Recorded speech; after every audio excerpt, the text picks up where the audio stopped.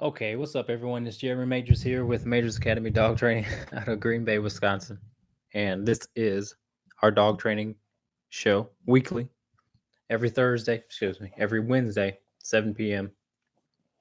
Central Standard Time. And we are here to answer any and all questions that you may have about dogs or anything like that.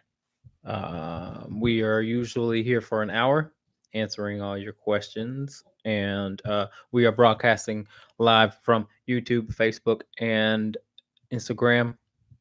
And so, uh, I guess the more questions, the better. They will be sort of, maybe these sometimes seem like they're going to be a little repetitive, but that's because some people are going through the same challenges. And so, if you have a question, don't hesitate to ask because somebody is going through the same thing. We are live on Facebook, on YouTube, and on Instagram. So if one of these platforms don't work for you, head on to the next one, and hopefully you can get on to the next, or one of those platforms will work for you. All right. All right. Like I said, feel free to ask any questions at all, as many as you like, and yeah, we can get a conversation get started. Let's see. I'll go ahead and tell you that. Let's just start off by saying, okay. So I usually have a current theme when it comes to dogs that I'm training. All of the dogs have. I appreciate it, Becky. Thank you for watching. All of the dogs have a current, like a similar theme or a similar challenge that they're going through. So if you don't know, I do train dogs 3 weeks out of every month, and I usually try and limit it to 3 dogs per month. Sometimes I'll have to add an extra dog, simply because maybe there's a dog that's really in need of help, right?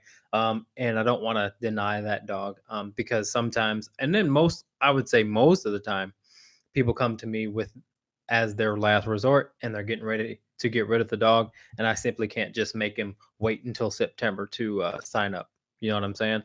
So sometimes I will add a dog, but it is very hard for people who are watching, any dog trainers who are watching. It's very hard for people to say no in the dog industry, because oftentimes there are lives on the line, and it makes it really tough on trainers and rescues to say no, simply because there's a lot of dogs that will lose their life if we say no. So it's hard for me to say no. I try to keep 3 dogs at a time, and I do that because I really think I spend a lot of time with I'm able to spend a lot of time with the dog with the dogs, and I'm able to really give a good diagnosis of who they are to their owner by the time they come pick them up after the 3 weeks is done.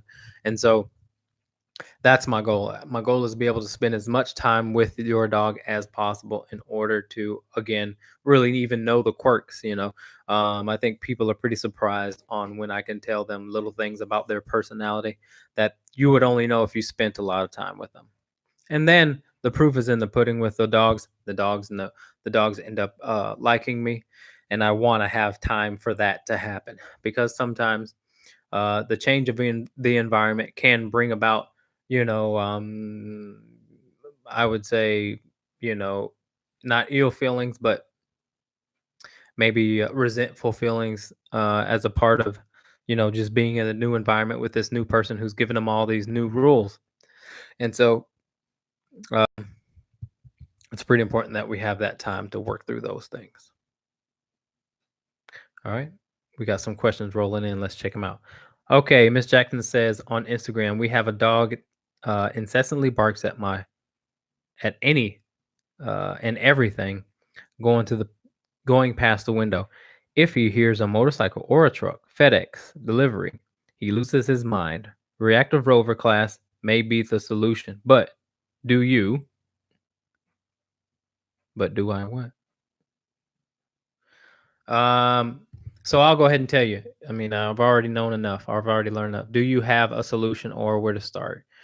Show interest to others or are fine. We have my huskies at home. Yeah. What you're going to have to do is take more control, give your dogs more structure in the house. Give your dogs more rules in the house. Okay, so the hard way, but it's harder but easier, which means um, you're sort of maybe pursuing the problem right at the that's okay. You're pursuing the problem right at the heart of things. So again, uh, one thing that you could do is go ahead and teach the dog the place command. Okay, and and I mean, okay, when I tell a dog to go lay down, that means they have to go lay down. Like that's just there's it's non-negotiable, and that's what you should have with your dog if you have a dog that's barking at everything out of the window. You should have a dog to where you say go lay down, and the dog actually do that. And then in order to facilitate that, though, you may have to obviously teach the dog to go to its bed when it has to, and you may have to put a leash on, and you may have to, um, you know, repeat yourself over and over again until the dog gives up. Your will to get the dog to listen has to supersede his will not to listen and or his will to bark at all the things in the window. And so I have a video on YouTube about the place command that I encourage you to watch. But that's what I would do. Again, you want to be able to say, go to your bed, and your dog actually go to his bed. All right. That's going to be the key on getting your dog to really become comfortable with all the things passing by. So not only are you sort of uh, obviously keeping the dog from looking at those things and barking, but you're also teaching the dog that it doesn't have to bark at those things. The dog doesn't necessarily want to bark unless the dog is full of energy. So make sure, obviously, that that's being fulfilled as well. The dog is um, uh, rid of its anxiousness, anxiety, and that you do that by exercising the dog. So um, definitely that would be the priority. But then the next thing is after that, they need to listen to you. Okay. And so your word should trump their need to bark and stuff like that. And again, the end result is they learn not to do that crap. They learn that it's okay to lay down and chill despite the FedEx, despite the trucks, despite the dogs, despite the people. Okay, but he's gotta be able to, yeah, sort of. He's got to be able to take your direction more so than his own, wants. All right. So teach that dog to go to its bed and make it non-negotiable. That's how you're going to get to the finish line. All right. Thanks for your question. Feel free to ask another.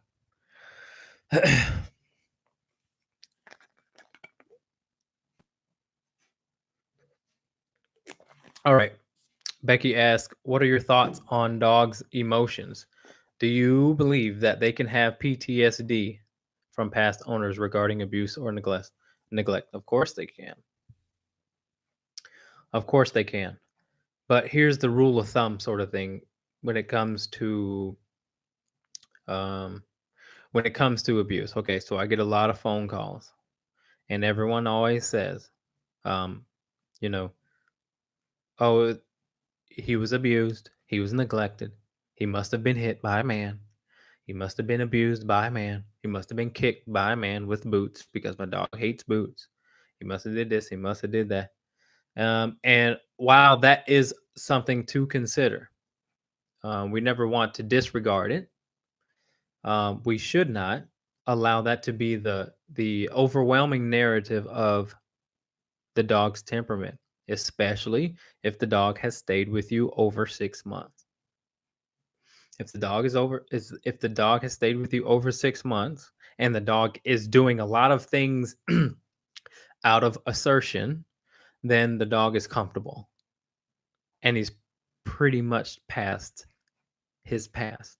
So sometimes we can keep them stuck in their past if we um, sort of make that excuse for them over and over again. Now, again, like I said, we're not totally disregarding their past because it is a factor. But more times than not, it's a small factor.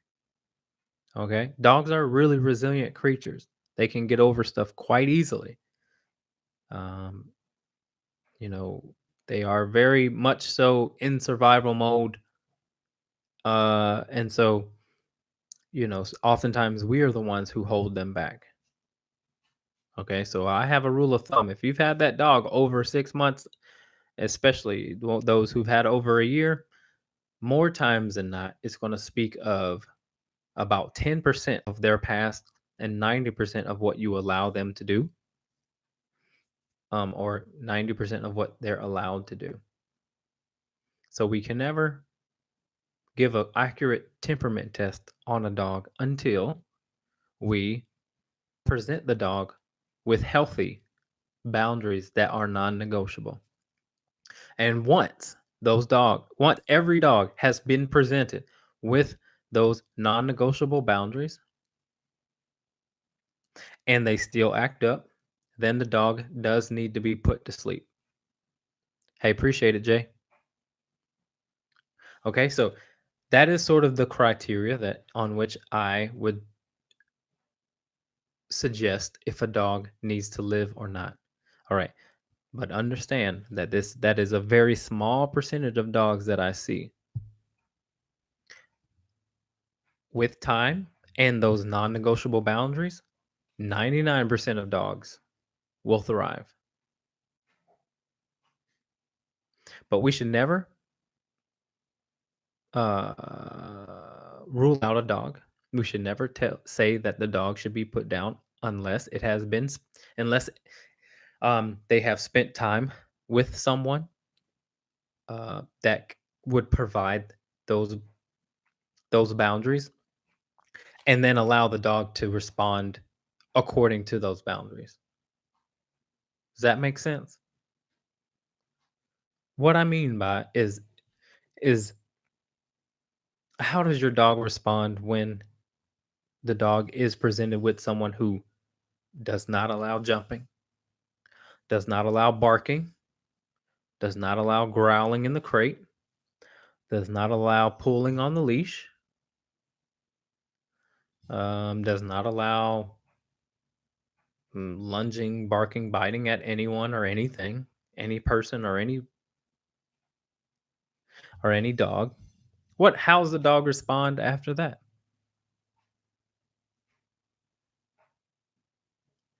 That's going to be the indicator on, in my opinion, um, if a dog is going to be safe for society or not. And then that is my job to learn that. So dogs come to me. Often owners are saying, you know what? This doesn't work.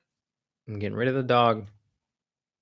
So I present the dog with those boundaries, see how the dog responds to those boundaries, and then I teach the owner how to put up those same boundaries to get those same results. Because it's not about the boundaries that have to stay up there necessarily, meaning we don't have to have a dog that has sort of a confined life, but we do have to have a dog that will learn from said boundaries. And that's what the point of this whole thing is. So that was a long-winded answer, but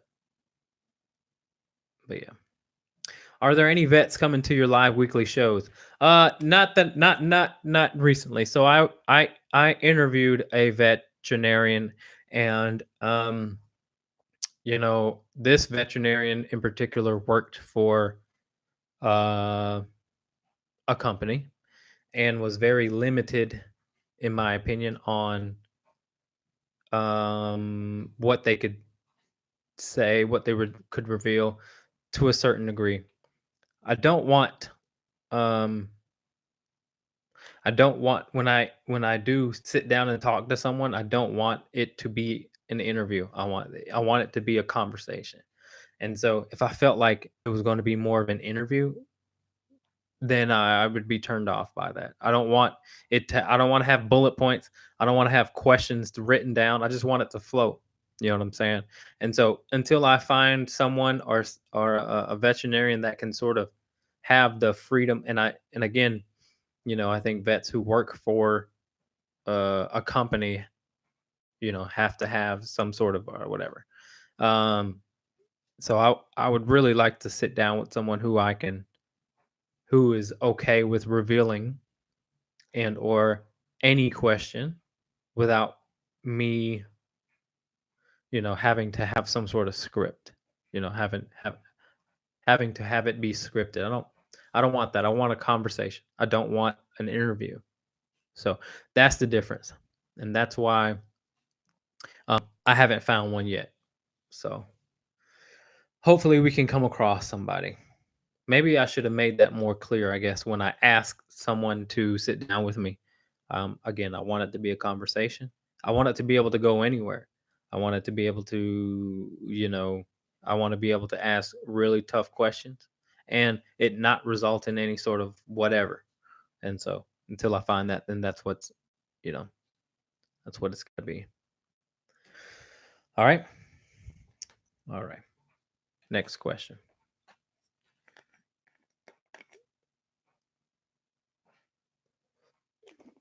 I've had my rescue for 7 weeks. He came to me emaciated and shut down.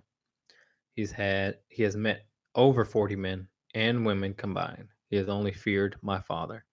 He's fear bit him twice. Could my father resemble his past owner? No, your father just could be putting on unwanted pressure. So I would evaluate if your father is actually going to try and pet him. And then I would say, tell your father to stop doing that. Okay, because two things have to happen in that situation. One is you have to control the dog a little better, and the other is you have to control your father a little better, if that's the case. If that's the case, I would tell your dad to sit down, just ignore the dog like he's not there. Wait until the dog is comfortable enough to come up to him at his pace. You know what I mean? And then even then, after the first time the dog decides to come up to your father, tell the father to ignore the dog even still. Because um, that sort of indifference will invite curiosity. But um, but when if paid attention to, then that's going to provoke that fearful response out of your dog. And so the indifference is going to provoke the curiosity from that dog. It's like, hey, do you see me? Or hey, you don't see me. I'm gonna come and check you out. But it can't be a situation where your father walks in and immediately tries to make friends with the dog. That's just not going to work for some dogs. The dog should just be disregarded and allow the dog to come up. Okay, so when I have dogs that are dropped off to me that are human aggressive, I don't ever acknowledge the dog. And the dogs usually come right up to me. I talk to the owner. It's like if you're having a conversation and the kid comes over and he interrupts the conversation. Well, where I'm from and how I was raised, the kid doesn't interrupt the adults talking. The adults are talking. And so the kid should either ask um but the kid should not assume that he can just interject, you know what I'm saying? And so it's sort of the same way in philosophy wise when it comes to dogs. I'm not paying attention to the dog because the dog is not really something I care to pay attention to. I'm talking to the owner. And as a result of that, the dog feels comfortable enough to come up to me. If I'm looking at the dog, if I'm bending over, if I'm sticking my hand out, that's all dumb. I mean, in my opinion, it's not smart. It's like leave the dog alone and allow the dog the choice to come up to you or not. That's all kind of funny crap when you turn your back and do all the stuff some trainers would have you do. It's weird. All right. Moving forward. So again, I want to talk to you guys again more about um, what I think are the most difficult dogs to work with. because I have two of them at the moment right now. I have two dogs who are both sensitive and stubborn. All right, so let me explain that a little bit. Let me break it down for you a little bit. Sensitive and stubborn dogs are the most difficult dogs to work with because they're so adamant about getting what they want, but they're also very sensitive to um, adversive tools and or leash pressure, or they're just extra dramatic when they don't get what they want. And so they're the most difficult because they can really have you trapped in a certain way of thinking about how to train them. Um, I had a trainer call me this week and said that the prong collar for their dog, for this training dog, is just absolutely not going to work for this dog. The dog shuts down when the prong collar is on. And I said, "Okay, so let's try this. Let's put the prong collar on the dog. Actually, if the dog is flipping out, the trainer mentioned that the dog was flipping out every time they put leash pressure on the dog. So I said, all right, so you got to do one of two things. You have to use more of your voice because you have to add a layer. If any time there's a dog that is confused about a certain tool that you're using, you have to add a layer. And usually your voice is your best bet. And so I told the owner to use your voice pressure because that is a tool.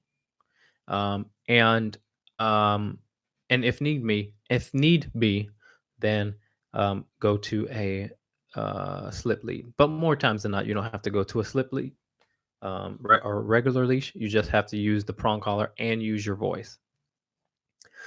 Okay, so using your voice at the same time as your leash pressure is going to, or even before the leash pressure comes, is going to help the dog bridge that gap of what is this and I don't want this, but I want what I want. Okay, so those are two opposite things. Like those are two opposite thought processes in a dog. I want what I want, and I dang sure don't want this to the point where I'm going to react negatively. Okay. And so sometimes you'll have a dog who, when you're walking, will bite you when it doesn't get what it wants, right? Like there's a lot of dogs who will get snarky if they see another dog, they're barking, rah, rah, rah, rah, rah, and you try to constrain them and they turn back and bite you. Okay. So that's a little bit of an example of what I'm talking about. The dog wants what it wants so bad and definitely doesn't want your pressure from you, and it tries to alleviate that pressure by biting you. All right, so maybe I'm getting a little too deep here. But so what I'm trying to say is, um, any tool, in my opinion, is can be used on any dog. You just have to cater to their sensitivity. But a couple things have to happen in order for those dogs to realize that their sensitivity can be trumped with time and your voice, especially once the dog knows what you want from the dog. And most dogs that come to training with me know the basics: come, sit, down, stay. They know that stuff. They've seen it before and they've been taught it. And so it's just really all about getting the dog to realize that it has to do that. And there's no questions asked about that. And so I have, again, two dogs, a bloodhound and a lab pit mix, that are very sensitive. And it takes a little bit of time to get them to realize that they have to listen to me before they listen to themselves. Because if they listen to me and not themselves, then what they think is going to happen is not going to happen. They think their life is in danger somehow. Um, and they have to listen to me because I'm going to show them that their life isn't in danger. And so, again, we're on our last week. I think they're going home next Tuesday. and we're just now getting to the point where they are allowing me to advocate for them more so than they are advocating for themselves. But what happens is, if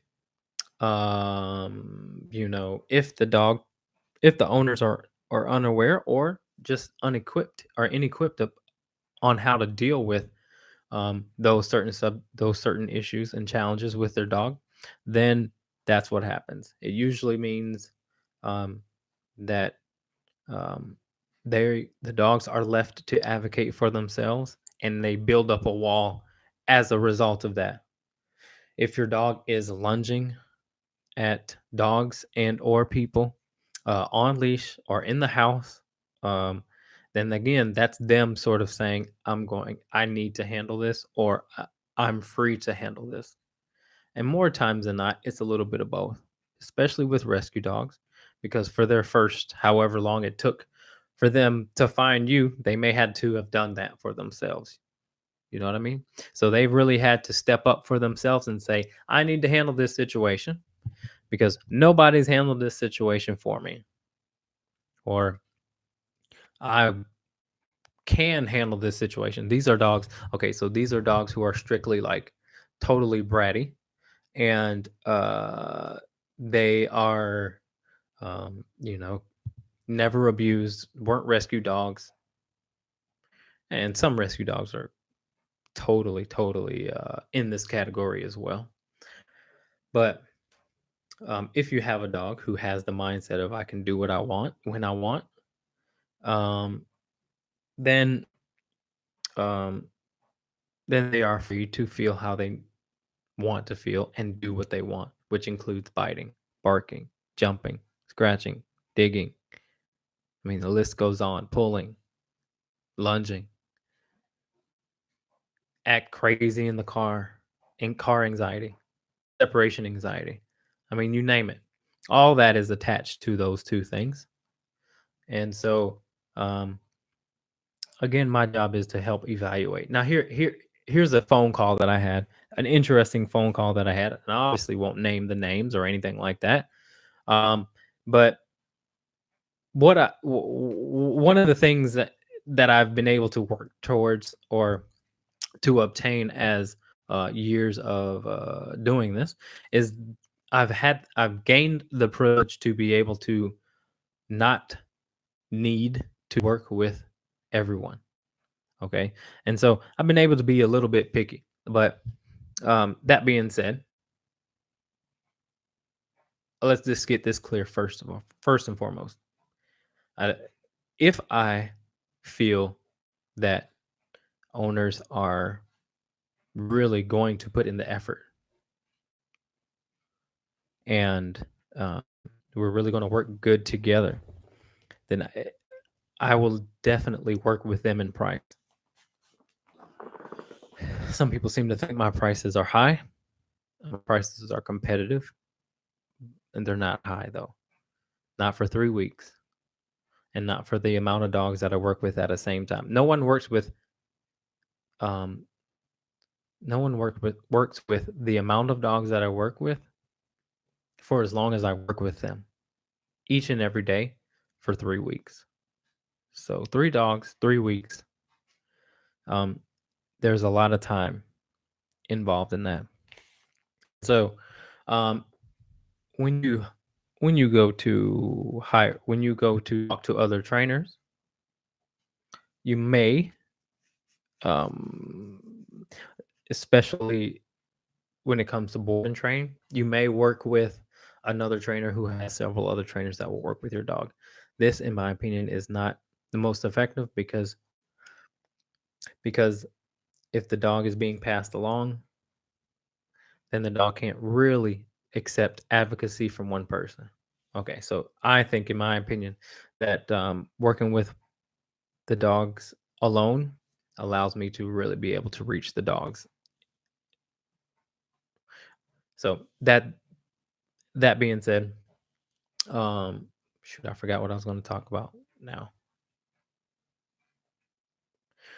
Anyway, so I guess I guess what I was trying to say was let's just talk about those other dogs. Well, so I have 3 dogs in now that are here for 3 weeks, and, oh, okay, now I know what I'm talking about.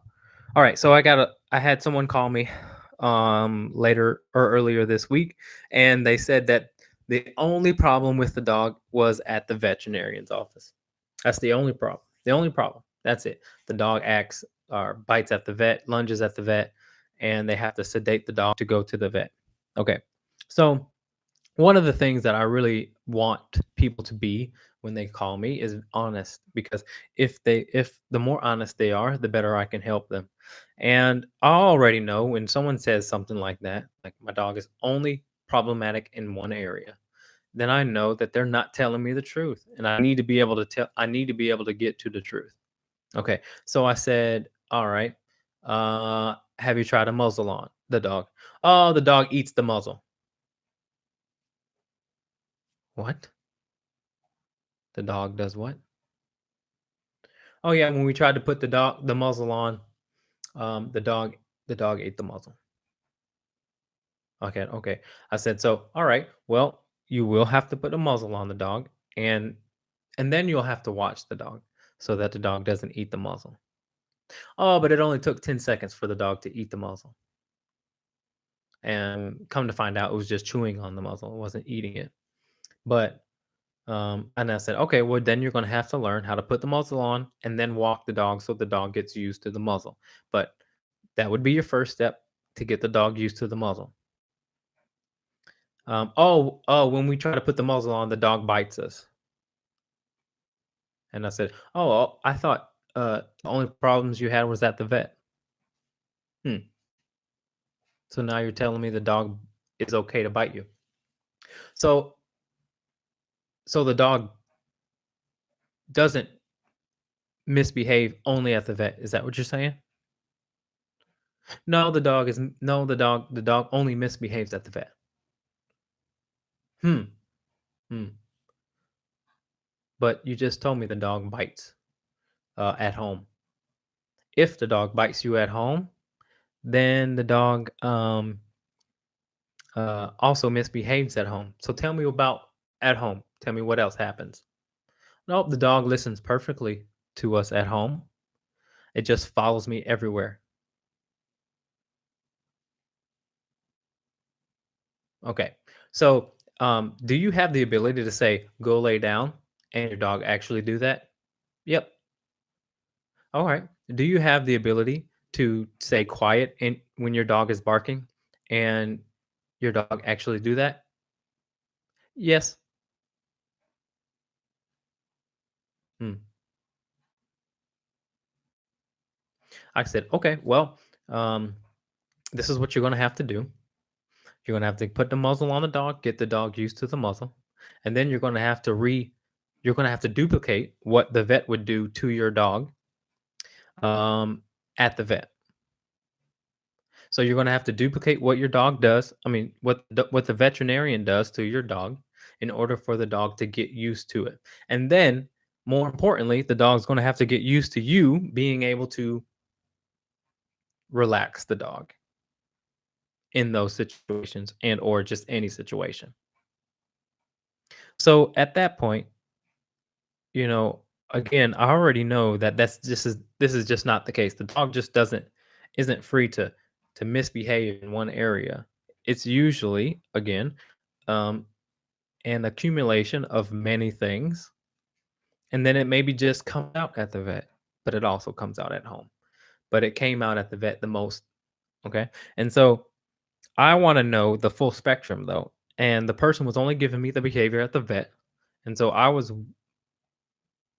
really sort of turned off by it because I knew that they weren't telling me the truth. And so, um, uh, the point is, I want to be able to best serve anybody that I work with.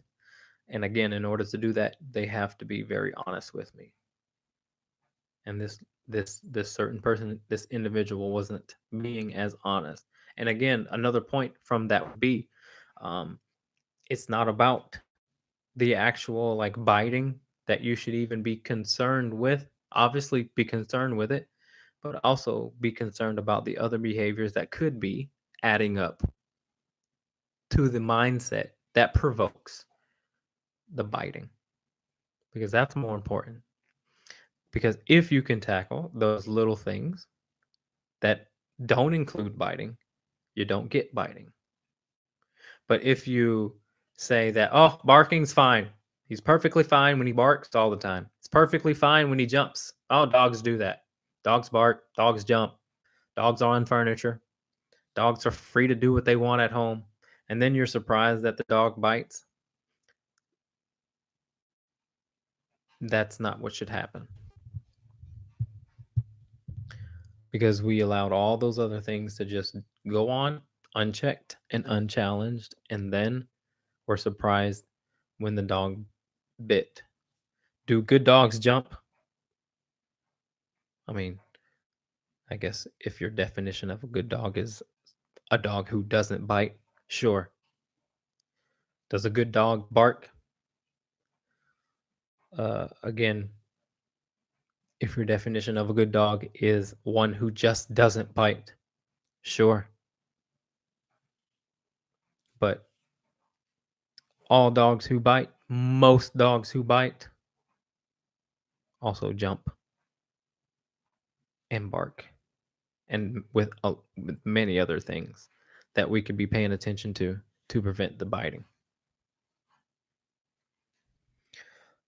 So that's that. So hound dogs. Seems like these shelters are filling up with hound dogs, man. What's up with that? Oh, wait a minute. I got some questions here. I gotta ask. I gotta answer. All right. Question comes from Bali. While I was on vacation, the pet sitter had a fight between my three dogs. Oh Lord. Since I got home, the balance between the three still feels off. How do I restore balance so they are getting along? Just do you. Be a little tougher. Here when I come from out of town, you will notice differences, little differences in your dog's temperament, just because you're not the person who's watching your dogs aren't you, and the dogs know that, and so they're going to get away with things that they may not have gotten away with you. Excuse me. And so the best thing to do when you come back into town is to sort of be almost twice as, you know, tough with your expectations of them in order to bring them back to balance the quickest. And so when I come from out of town, I let my dogs out, or I usually take a walk with my dogs, and I don't interact with them at all. I just walk. All right. And I don't, because I don't want it to be, I don't want it to make it, I don't want to make a big deal out of being gone. You know what I'm saying? I don't want, oh my God, I missed you. Come here and let's hug and kiss and all that.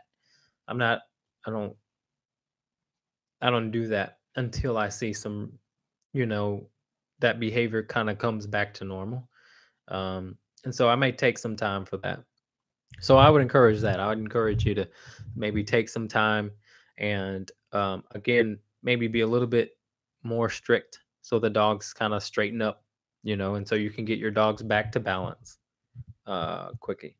But that's a great quickler, quickly or quicker. But that's a good question. Okay. Next question. All right. I might have missed in the last session, but did you talk about video I sent with the mirror reactivity? Yeah, I saw the video, but I don't think I responded to it. Maybe I did with text, but I know I didn't respond to it live, so I'll respond to it now. Okay. My rule of thumb is any obsessive behavior should not be allowed to go on. They're going to fall deeper into that obsession. You don't want any behavior in any dog to be obsessive. That includes chewing. That includes, some dogs attack their tail. Some dogs go after lights. Damn sure don't play with lasers with your dog. No, don't do that. But any obsessive behavior needs to be stopped. Okay, because it's out of their control now at this point, and then it for sure is out of your control. And you don't want that because it's not healthy mentally for the dog. And so any obsessive behavior, you want to intervene and not make it obsessive. So if that reactivity is obsessive, I mean, I would just stop it in general because it's just kind of weird that the dog is barking and going at the mirror. And so you would do the dog a service just by intervening in that situation. All right. Thanks for your question. Feel free to ask another. All right. Let's see.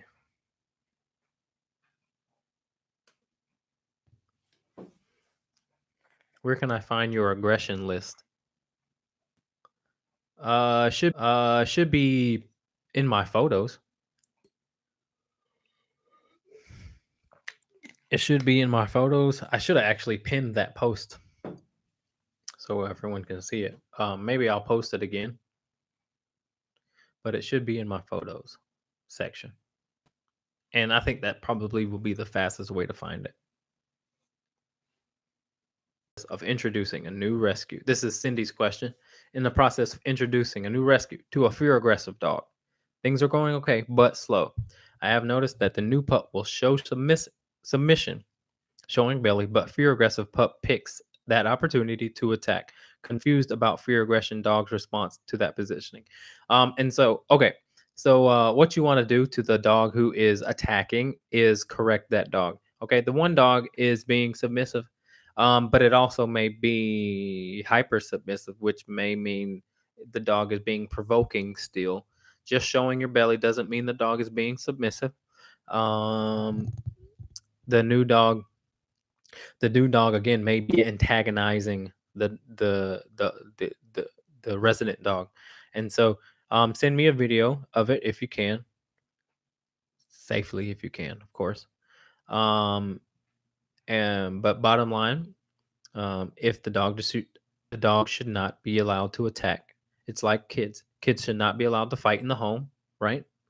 And so same thing with dogs, they should not be allowed to fight, and they need to know that, and you have to show them that. All right. So feel free to send me a video, Cindy, and we can give you more help on that. All right.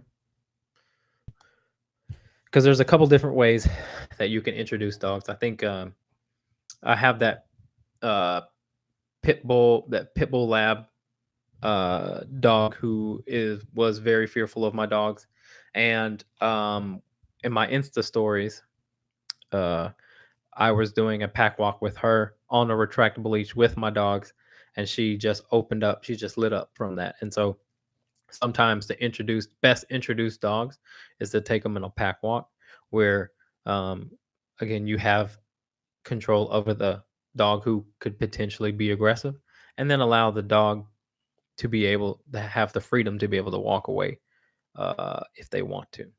But movement is the best because they're moving. Where when you're in your yard, you may be stagnant, you may be um the dogs may be stagnant, the yard may be a little bit confined, space may be confined, and people may be used as a resource in order to get aggressive. But when you're moving, it eliminates all of that. It eliminates the potential that the dog could get resource aggressive with people. It eliminates that confined, stagnant. All right, I'm standing still. Now I'm going to stare at you type deal. So movement definitely resonates better with dogs who are trying to get along with people. There are trainers out there that take a bunch of client dogs and take them on a big, long off leash walk, and have very good success with that, which is awesome. So that's what I would try. If you haven't, and or if you're not comfortable with it, you can reach out and just call me. I give you some more pointers on how to help with that situation. Hokey dokey. What else? We will have a pack walk this weekend if the weather's cooperative. So bring your dags, bring your kids, Kids are welcome. What else? The last dog I have is a German Shepherd. He is here for that therapy work that I mentioned earlier. He wants to be the owners want him to be a therapy dog. So he's really got to be desensitized to the public and other dogs and noises and all of that stuff. So I took him to Petco to help with that. And a good heel, a good loose leash walking is the key. And sitting with patience is another key. But bottom line is what they want to see for therapy work is that you can actually control your dog. Okay, now I guess all therapy criteria aren't uh, of the same school of thought. But when I went through it, and this was a long time ago, but when I went through it, they just need to see you have, in general, control over your dog. Your dog cannot be pulling you on leash and be a therapy dog. Your dog cannot be reacting to other dogs and be a therapy dog. And it dang sure can't be lunging at people, kids, bikers, and be a therapy dog. So, um, so it's pretty important, and that is the number one thing that you have to control your dog. All right, a calm dog is more therapeutic than a hyper dog. So, all right, you guys. Any last questions? Feel free to type them in now. I have ran out of questions on all of my other platforms. I do believe. Let me just double check. Yep, it's looking like it. Oh, here we go. Two females fighting. Fastest way to stop it. Oh, jeez. Well, um, I'll just give you a quick answer. Find the aggressor. Which one who you think is the dog who started it, or is the most animated or aggressive, and you go after that one and and grab it by its back feet, and then pull the dog straight up. Just pick the dog up so it can't turn around and bite you if you're worried about that happening. Otherwise, uh, get a blowhorn. Um, Sometimes that big loud noise stops it. Your doggy don't may work. E-collar may work. So those are the things that may work for you when it comes to stopping a fight. Go after the aggressor, the dog who again is going to be one who wants to, because the other dog may just be defending themselves. And then if you pull the aggressive dog off, the dog who is defending itself may just stop because he's like, I don't want to do this anymore. I'm glad you stopped it. Sometimes, not all the time, but sometimes. But go after the aggressor. What do you mean by demote? Demote, then walk them together. What does that mean? You want them to get along? Two female dogs are the most likely to fight in any gender combination. Two females fight more often than male, male, and male, female. The least likely to fight is male, female. The most likely to fight is female, female. So if you're thinking about getting another dog, try to go to the opposite gender or the opposite temperament or the opposite temperament. You know who's starting it, and yes, you want them to get along. Okay. Well, you'll have to inbox me more details so that I can help you more, help you better, help you more. I told you. I thought I told you not to bring in that other female. But feel free to reach out and I give you some more tips. All right, you guys, I'm gonna hop off now. I appreciate you guys watching. We'll be here next week, Wednesday. Thank you for watching. It's Jeremy Majors, Green Bay dog trainer, Majors Academy dog training. We'll see you guys next week. Bye bye.